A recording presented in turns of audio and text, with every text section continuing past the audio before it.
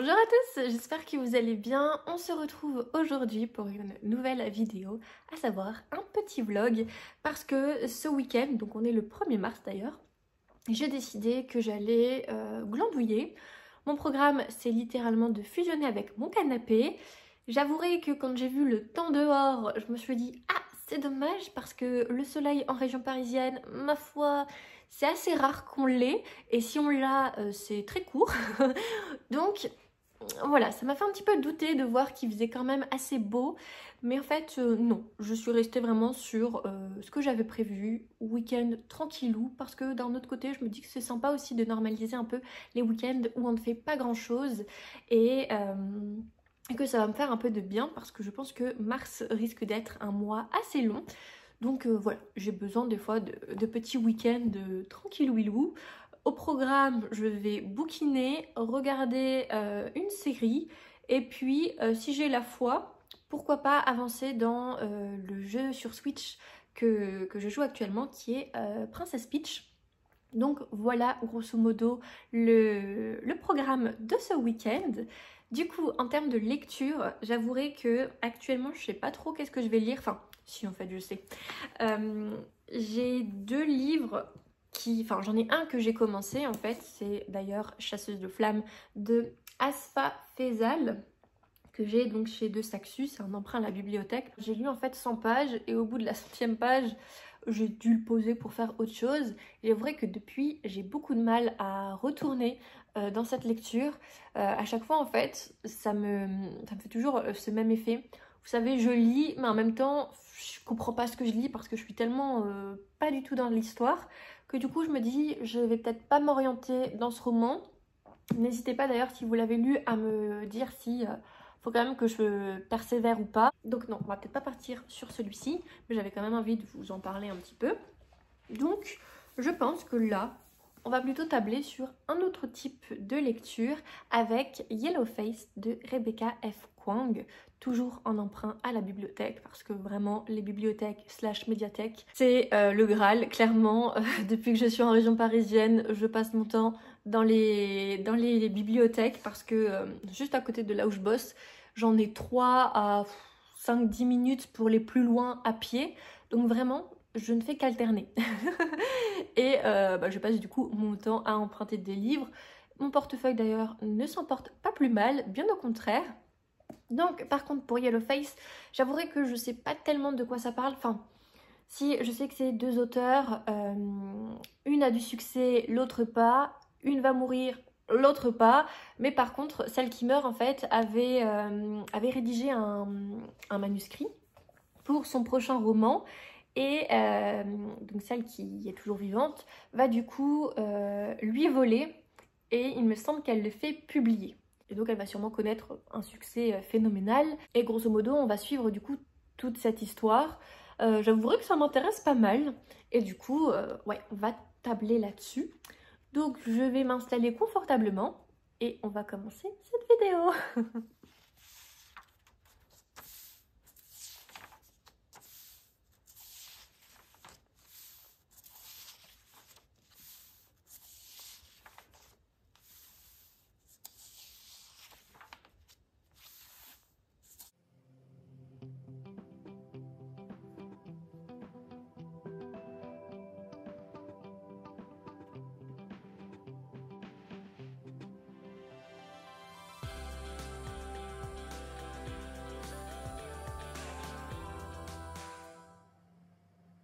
Du coup, je vous retrouve parce que j'ai lu une centaine de pages de Yellowface et je me suis dit que ce serait sympa un petit peu que je vous en dise un peu plus sur cette lecture. Donc, au niveau du résumé, j'étais pas trop loin. En fait, ce qu'il faut savoir, c'est qu'on suit donc deux jeunes filles. Notre héroïne, c'est June. Et June, elle est amie avec, enfin amie entre guillemets, avec Athena Liu. En fait, ce sont deux autrices. Elles ont évolué dans les mêmes sphères, elles ont étudié à la même université. Sauf que Athena, elle a connu un immense succès très rapidement, alors que June, pas du tout. Et un beau jour, en fait, malheureusement, Athena va décéder et June, notre charmante héroïne, ne va trouver rien d'autre que de lui piquer le manuscrit qu'elle venait à peine de terminer. Ce qui va du coup la propulser au rang auteur enfin de best-seller quoi, du New York Times, et on va suivre cette histoire. J'aime beaucoup pour le moment, j'en suis à une centaine de pages, mais ça se lit mais tellement bien, c'est super fluide, on est happé par l'histoire. Bon, June, c'est un personnage un peu détestable parce que bon, déjà on a toutes ses pensées et elle a une animosité envers Athéna qui est juste dinguissime. C'est quand même super intéressant parce que comme elle a commencé à mentir, on voit au fur et à mesure des pages à quel point elle est obligée pardon, de toujours mentir, et quelles vont être les conséquences en fait de tout ce mensonge finalement. Et ça c'était super bien trouvé de la part de l'auteur, enfin, tout l'enchaînement qui se produit, c'est hyper intéressant. On découvre aussi un peu l'envers du décor dans le domaine de l'édition. On aborde également le racisme, donc dans le monde de l'édition, mais surtout aussi en règle générale. Et parce que la petite particularité, c'est que je l'avais peut-être pas mentionné, mais June est blanche et Athéna, elle est américano-chinoise, je sais pas si ça se dit comme ça. Et du coup, il y a aussi toute la question de l'appropriation culturelle parce que le roman que June va publier parle donc des travailleurs chinois durant la Première Guerre mondiale. Et du coup, il y a toute la question de est-ce qu'une femme blanche est-elle à même d'écrire un roman sur du coup des travailleurs chinois durant la Seconde Guerre mondiale. Et je trouve que toutes les thématiques que l'auteur aborde sont très intéressantes, très bien amenées surtout. Il y a beaucoup de références. On voit en fait que RF Kong, mais du coup Rebecca F. Kong c'est la même chose. C'est énormément documenté, enfin qu'elle a beaucoup de connaissances là-dessus, et ça ne fait que rendre le bouquin dynamique et super intéressant. Enfin vraiment, j'aime trop ce livre pour le moment. Donc j'ai vraiment hâte de savoir qu'est-ce qui va arriver à June, parce que forcément son mensonge est en marche, enfin toute cette histoire est en marche, et je me demande comment ça va se terminer et comment l'auteur va pouvoir nous tenir en haleine encore pendant tout le reste du récit. Mais vraiment, pour le moment, j'aime beaucoup.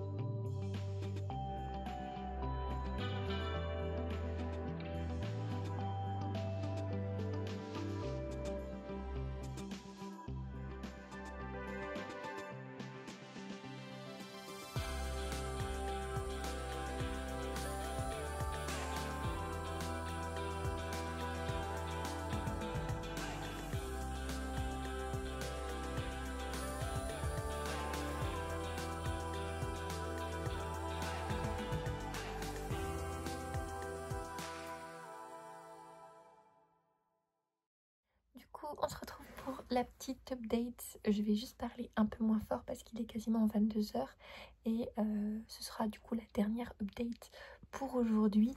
Il me reste 100 pages à lire et je les lirai demain matin parce que je vais être plus ou moins raisonnable. Du coup, qu'est-ce qui s'est passé depuis la dernière fois? Là, on assiste un peu à la descente aux enfers de June parce que certains lecteurs ont trouvé qu'il y avait des similitudes entre son œuvre qu'elle a publiée / qu'elle a volée à Athéna avec du coup les œuvres de cette dernière qu'elle avait déjà sorties. Et donc du coup, pour garder un peu la face, elle est obligée de toujours mentir. Et le problème c'est que tout finit par se savoir. Donc voilà, on assiste un petit peu à sa chute. C'est toujours aussi fluide en termes de lecture. C'est juste que le tempo n'est plus le même.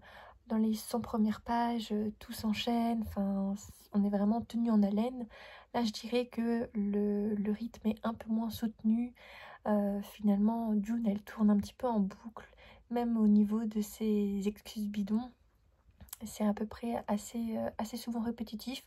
C'est pas forcément dérangeant pour le livre en soi, c'est juste que du coup la dynamique n'est pas tout à fait la même, même si ça reste très plaisant à lire. Donc j'ai vraiment hâte de savoir quel va être le dernier mot de cette histoire et puis qu'est-ce qui va bien arriver à notre June, parce que bon, elle est quand même mal barrée quoi. Donc voilà, réponse du coup pour la suite demain matin.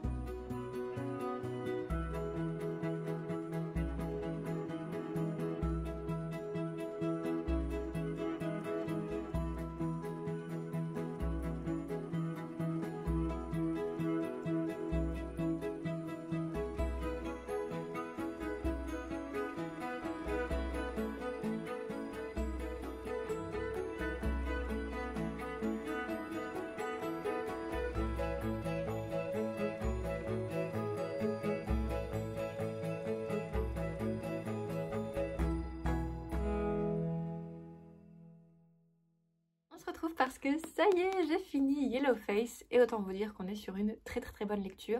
Ce n'est pas un coup de cœur, mais si vous n'avez pas lu ce roman, je vous le conseille à 100%.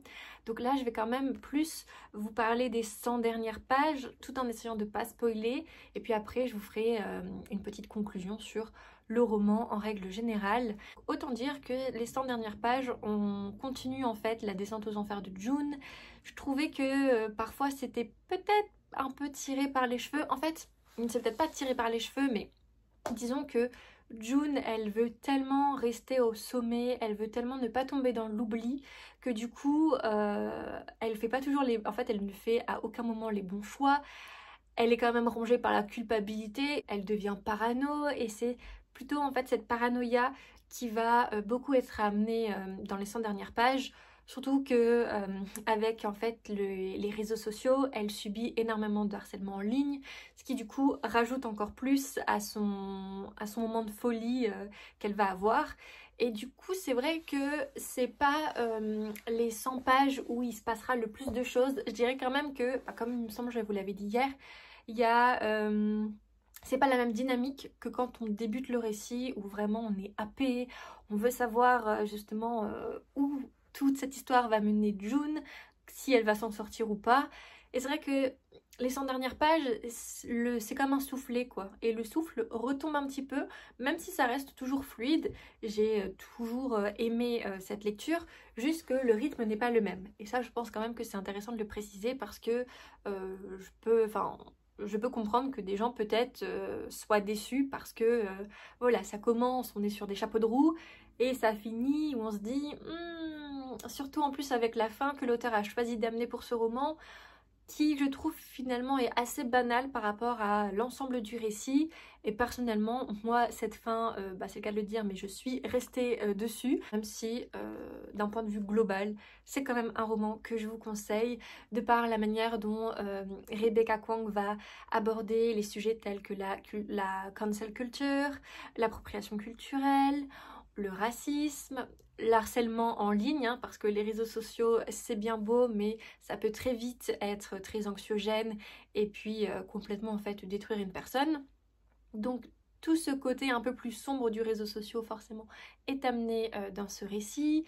On y parle aussi, j'ai oublié le mot que je voulais. Oui, je sais plus si je l'ai déjà dit, mais tant pis, alors je vais devoir le redire. Mais ce qui m'a en plus surtout plu, c'est l'envers du décor dans les maisons d'édition. Le processus en fait de justement les maisons d'édition, comment elles choisissent en fait les futurs best-sellers, tout le marketing autour du livre. J'ai trouvé que c'était hyper intéressant de le retrouver dans ce roman. En plus de ça, elle a quand même une plume qui est fluide, qui est percutante. En fait, dès les premières pages, je dirais même dès la première ligne, on est complètement happé dans l'histoire. On a envie de savoir ce qui va se passer. On a envie de voir justement où tous les mensonges de June vont la conduire. Et puis, il y a quand même aussi ce truc de se dire, est-ce que June voit finalement le... Enfin, est-ce qu'elle se rend compte que sa jalousie et finalement son obsession pour Athéna, ça lui rend pas service en fait. Donc il y a tout ce côté aussi un peu psychologique, c'est un peu un thriller psychologique, légèrement, mais il y a quand même cette notion-là, je trouve, dans ce roman, où on se dit, ouais, comment ça va se finir? Moi, j'étais persuadée qu'elle allait peut-être mettre fin à ses jours, parce que, vu tout le harcèlement, enfin, elle devenait à moitié folle, je me suis dit, est-ce que ça va se finir comme ça? Non, ça ne se finit pas comme ça, je ne vous dirai pas comment ça se termine, mais du coup, il y a vraiment ce truc de, ouais, ça part complètement un peu en vrille, et June, finalement, elle contrôle plus rien, alors qu'au début, elle veut vraiment tout contrôler. Et j'ai trouvé ça super intéressant de voir un peu malheureusement sa descente aux enfers, parce que June c'est quand même pas, comme je vous ai dit, un personnage très agréable. Elle a pas trop de remords, enfin elle est un peu prise de remords, mais elle trouve toujours finalement, vous savez, matière à se justifier. Donc effectivement c'est pas le personnage qu'on a envie voilà, d'épauler, parce que bah, c'est pas la plus agréable des protagonistes. Et tout ça parce que finalement, en fait, elle est jalouse et qu'elle veut ce que les autres ont. Et là, en particulier, ce qu'Athéna a eu. Et honnêtement, donc pour conclure, c'est vraiment un roman que je ne peux que vous conseiller.